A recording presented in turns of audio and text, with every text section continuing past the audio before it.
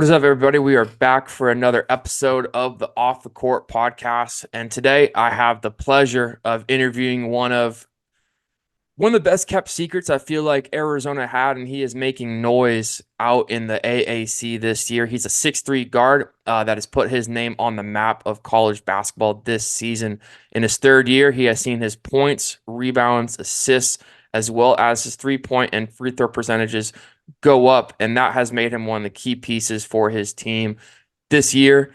It is none other than Arizona's own, Perry High School's own, and UTSA Roadrunner point guard, Christian Tucker. Appreciate you coming on, man, and chopping it up with me today. How you doing? I'm doing good, man. Just it's a pleasure to be here and I'm ready to get into it. I'm excited to have you, man. You're one of I've had a couple of D1 players on, mainly GCU guys. So being one of my first out in like the out of state conferences, it's really cool to have you on. Before we get into kind of your career at UTSA, I do want to talk for a few minutes on your high school basketball career. You had a solid year at Perry, which a lot of people probably know now because of Koa and Cody and guys like that. I have an interview you did, an article from Richard Olbert when you committed to UTSA. Mhm. You averaged around 16 points that year, 4 rebounds, 2 assists. In your senior year, you were first team all Premier Region and first team all CUSD, which is Chandler Unified School District for people that may not know. I know that was kind of in that COVID year, so I don't know how you guys ended the season, but I would love to hear some insight into what that year was like for you and if your recruiting stayed consistent through it. Yeah, so obviously I got hit with COVID my junior year, and that really changed the aspect of my whole recruiting process. Hmm. Um, my senior year, most of the schools that were reaching out to me, kind of stopped, and it was very disappointing, but I just kept my head down, just kept working, and then UTSA was one of the only schools that was still reaching out to me after that. And I just really appreciated them. And I loved the coaching staff and wanted to get on campus. And so I decided to commit there. What was that like for you playing wise too? Because I saw there was a couple of pictures in this. Um, Everyone was wearing masks. I don't know if there was empty gyms or like kind of quarter full gyms, but playing wise too, and especially being in the Premier region, which it still is a lot of top teams, a lot of very competitive teams. What was that like playing wise against guys in those type of environments? It was definitely so different because not only we were playing in masks, but the first half of the season, it was nobody in the gym. And so it was just, we had to feed off of each other for energy. And, there wasn't any fans to give us that spark. So we just had to bring it ourselves. Arizona has become, in my eyes, a state people need to start looking at. I feel like a little bit more often for basketball. Of course, we've had a lot of guys I see in your background. You got J Dub's jersey up Yes, there, sir. who was also a Perry guy, who's just made a huge impact with the Thunder. You got Dalen Terry, Marvin Bagley, a lot of guys from Arizona, in the league, and then a lot of guys in the Division I level, especially you. Um, how does it feel for you to see like all of these guys that you've probably been able to know through your high school career and played with club wise maybe to come out of the same state and that have made it to the Division I level as well as the league? It's definitely really cool to see. I grew up with a lot of those guys that are in the league now and playing against them, playing on the same team as them. It's really cool to see their success and getting to the league, and hopefully we can get more people from Arizona to do the same thing. You were a walk-on guard at UTSA, correct? Yes, sir. Okay. Um, but you've been there all 3 years of your college career. Why did you feel UTSA was the best place for you to go and play college basketball? I felt like going through the recruitment process, I just really felt appreciated by the coaching staff, and you don't really get that at a lot of schools. Mm. A lot of coaches can make promises to you and not really go through with that. And since my sophomore year, I was communicating with UTSA, and just for them to stay consistent with that and build a good relationship with me, there was no other place I wanted to play. You're also in a very interesting time in just the whole college sports world. I feel like college football takes a lot of the spotlight due to like the NIL stuff, but college basketball has their problems and their noise and their NIL stuff like this too. What has it been like for you seeing that? Probably seeing a lot of guys come in that are transfers from other schools and also guys leaving. Has that kind of changed how you've seen college basketball in the last couple of years, or what's kind of been your experiences being able to kind of see this firsthand, being at UTSA? Yeah, I've seen a lot of different situations. There's some people that just really want the NIL money, and that's probably their main focus. And then there's other people that just want to play and, get playing time. And, there's different mindsets when it comes to NIL, but Mhm. I really do think that it's helping out college sports and people are getting opportunities that they didn't used to get. So um, it's definitely been good for college athletes, and I hope that we can, find a balance with all this NIL stuff. No, for sure. I want to talk a little bit about your walk-on story. What was your mindset going into that? Because I feel like, of course, a lot of guys, and I've had a lot of different types of prospects on here, which we'll get into soon. But for you, getting that walk on offer, did you feel that there was maybe a chip on your shoulder that you had to prove even more of why you should be valued as a full ride scholarship player? Or like, what was kind of your mindset heading into that freshman year for you as the walk on?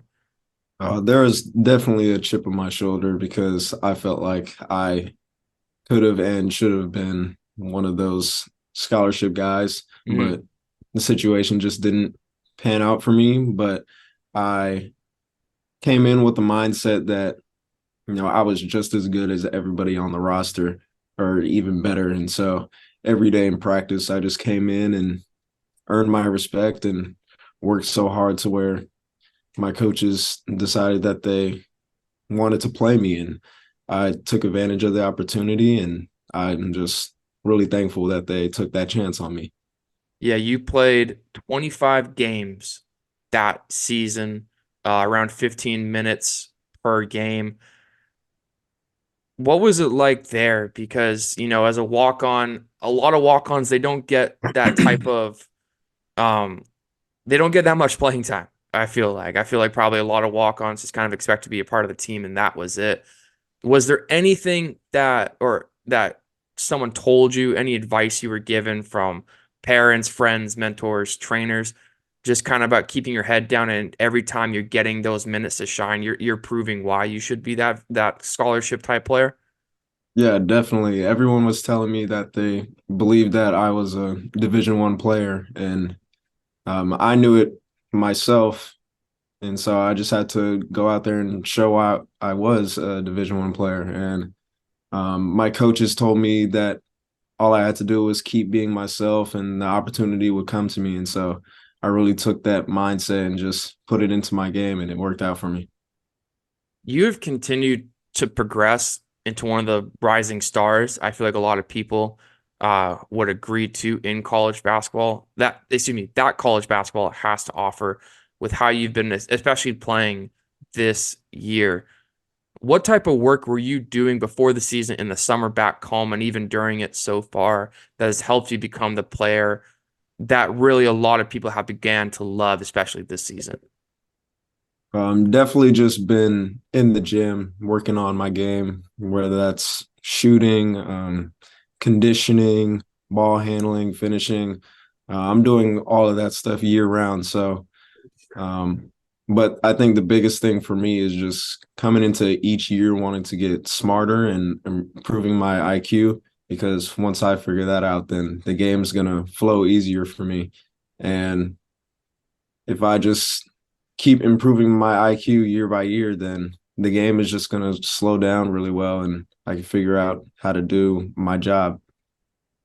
I've had all types of players on the show on all levels of the basketball world, throughout these last couple of years, from like 5 stars to pros, no high school kids with no offers, and then high level D1 players like yourself. But I think there's something very profound about hearing from a guy like you who wasn't handed an opportunity right away. You had to work and earn where you are.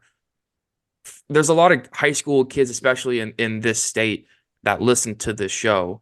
So what advice would you give to kids right now who may be feeling like giving up on their dream of playing college basketball? I would definitely say that your dream is not over. Um, for example, there was a time during my senior year where I thought that the ball was going to stop bouncing for me, and um, I just really decided that I'm going to separate myself from everyone else, just put my head down, work on my game, and watch a lot of film, and just get better each and every day to where that the opportunity is eventually going to be given to you. So I would just say to all the kids that were in a situation like me, just keep working, and God has a plan for you, and eventually it's going to work out. I love that. It's been cool to see, especially like just how you've progressed, because I have your season stats up from freshman to season to now, and it's like your points, especially 3.4 your freshman year. So now you're at just under 13, which is second in scoring for UTSA this season. What type of growth have you seen in yourself to really like it seems like a seamless like effort that you've put and that's shown, but what type of work have you put in behind the scenes to really to really get those numbers up, especially? You really just have to watch a lot of film and learn from your mistakes, see what you're doing wrong, and try to fix those things.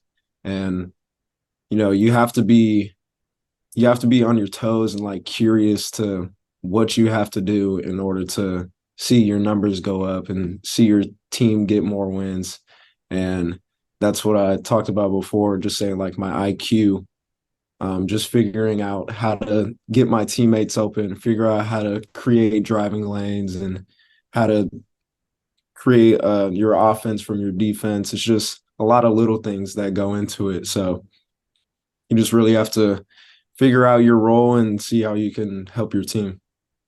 I want to get into 2 games specifically, but before that, I got one question to you about just this Roadrunner season so far. You're 8-13 on the season.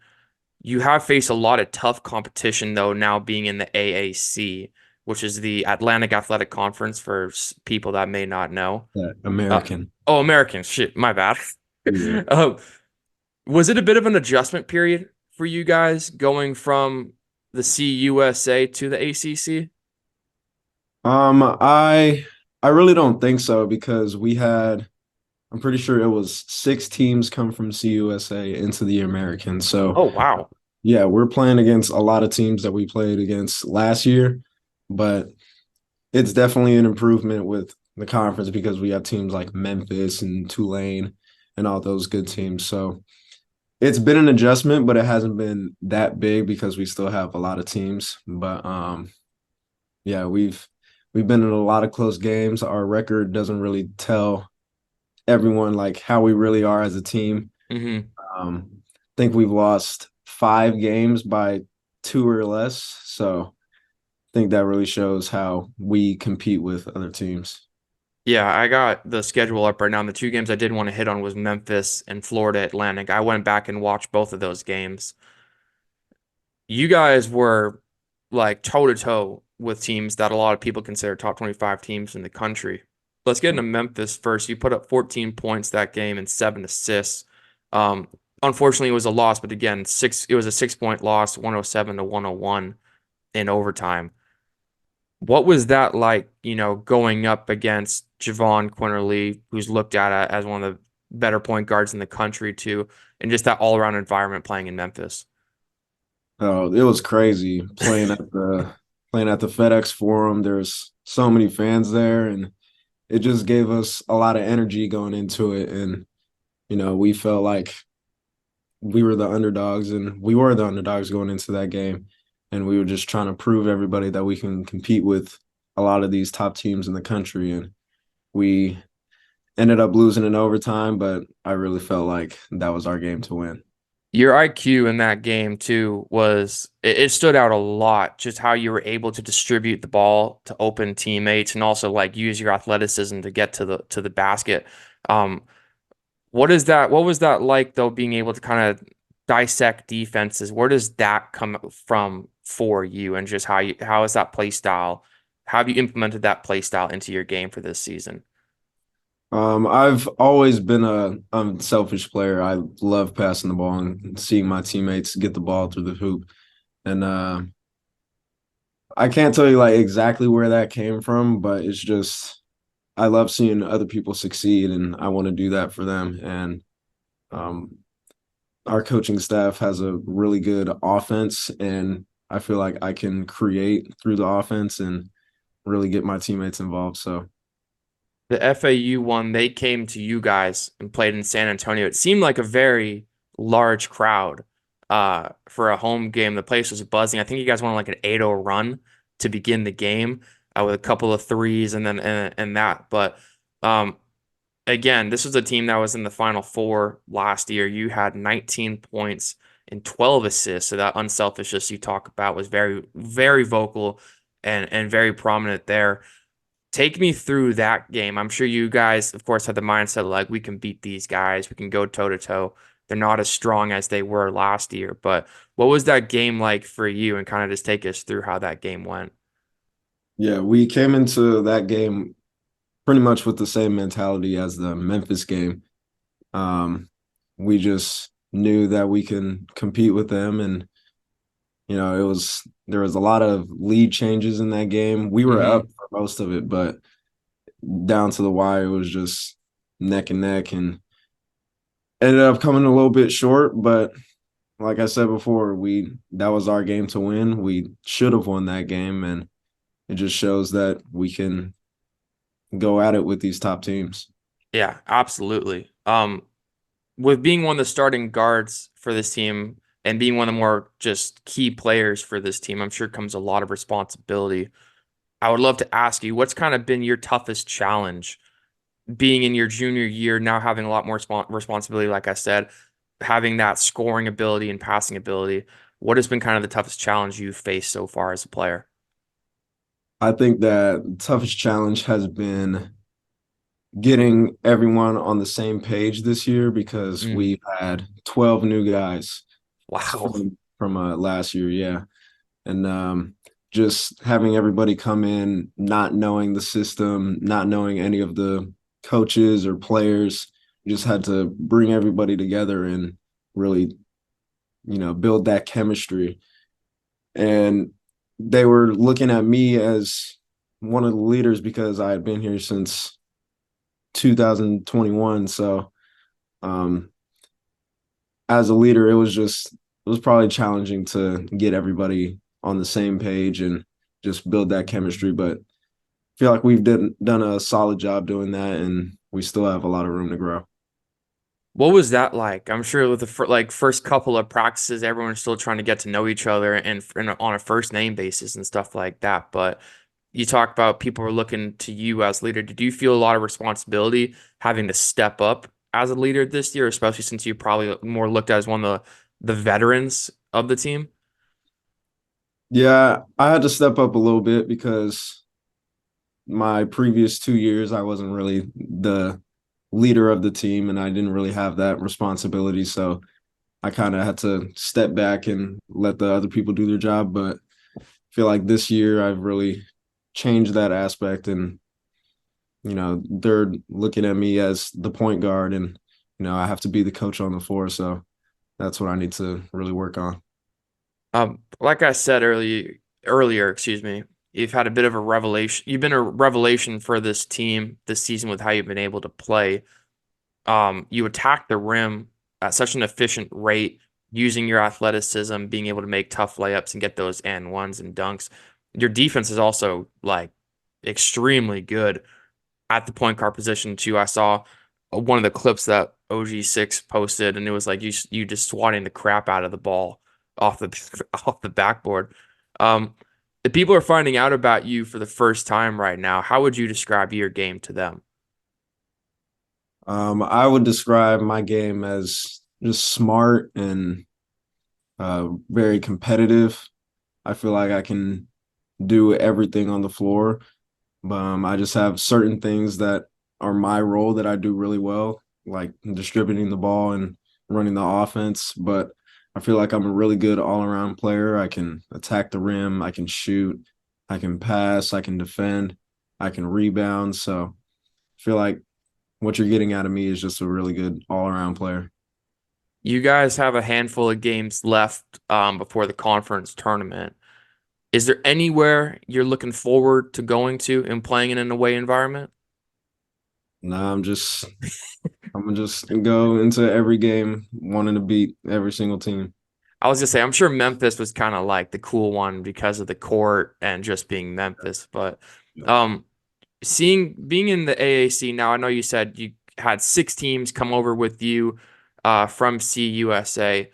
What's it been like though, playing guys like USF, Tulane, Florida Atlantic, and Memphis? What has it been like going up against those type of teams now compared to the ones you played in the CUSA? It's definitely a better environment playing against them, and we go into those tough games like a lot hungrier than the other teams. And it sucks to say that, but when we play against those top teams, we just have a different type of energy. And it's definitely been a challenge going against them. And I just feel like we can compete with them. So it's not something that's impossible. Yeah. One of my last questions for you to kind of go off the one about your play style. Who are some guys you try to emulate of your game? Who are guys you watch a lot of film on to try and put pieces of theirs into your game? But yeah, who are some guys you love to watch and try to emulate your play style off of? This is gonna sound a little crazy, but I grew up watching a lot of Steve Nash Mm, and just seeing like how he just go into the lane, dishing it off to everybody, able to score on his own, but hmm really getting like 20 and 10 every game. Like that's something that I really look up to. And I was watching him when I was little, and I occasionally watch his highlights now. And I really feel like that's somebody who I try to mock my game after. Well, I appreciate you coming on, Christian, and being able to talk with us a little bit about your story and this season at UTSA. My last question for you, we end it with every player I've had on. Favorite on-court shoe? I know you guys are an Adidas school, so I'm sure you get some nice care packages from the Three Stripes brand for your guys' season, but what's been kind of your favorite go-to shoes that you've been able to wear? Gotta go with the new Hardens, the Harden sevens. Those are nice, man. Well, I appreciate you coming on, man. Anyone to shout out, anything to shout out before we get out of here? No, shout out UTSA men's basketball. Shout out OG6. Yeah, shout out Christian for setting this up. I appreciate him. But yeah, that's gonna do it for today's episode. Make sure to subscribe to us on YouTube, follow us on Instagram and TikTok at Off the Court. And yeah, give us a thumbs up and everything there. But that's gonna do it. Thank you guys all for watching. And this has been another episode of the Off the Court podcast.